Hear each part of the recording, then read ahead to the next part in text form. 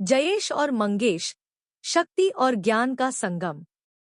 बहुत समय पहले की बात है। शिकारपुर नामक राज्य में एक राजा रहते थे।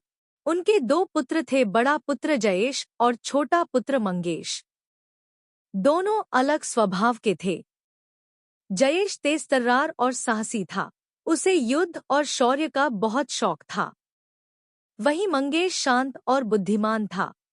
उसे किताबें पढ़ना, लोगों की मदद करना और गांव के विकास में रुचि थी। एक दिन राजा ने दोनों पुत्रों को परीक्षा देने का निश्चय किया। उसने कहा, जो पुत्र मेरे राज्य और लोगों की असली रक्षा करेगा, वही मेरा उत्तराधिकारी बनेगा। राजा ने उन्हें राज्य के किनारे बने गांव भेजा।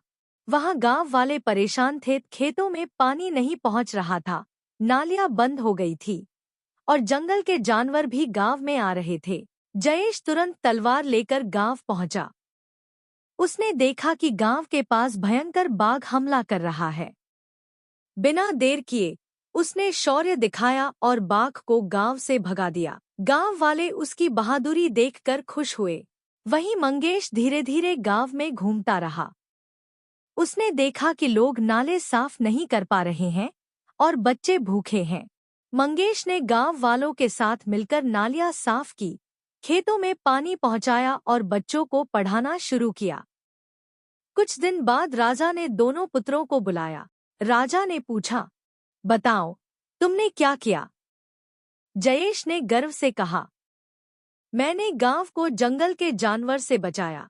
मंगेश ने शांतिपूर्वक कहा, मैंने गांव वालों की रोजमर्रा की समस्याएं हल की ताकि उनका जीवन बेहतर हो सके।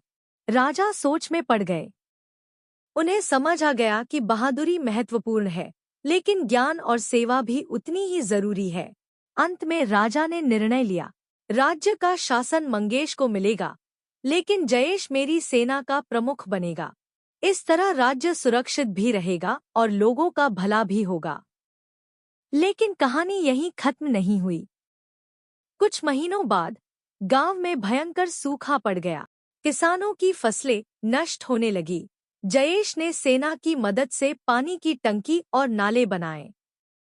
मंगेश ने गांव वालों को एकत्र करके फसल बचाने के लिए योजनाएं बनाईं। दोनों भाई मिलकर गांव को सूखे से बचाने में सफल हुए।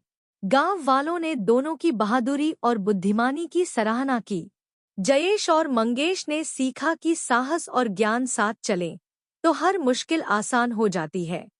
कहानी का संदेश, सिर्फ बहादुरी या शक्ति ही पर्याप्त नहीं होती। ज्ञान, सेवा और एकता से ही समाज और राज्य का विकास होता है।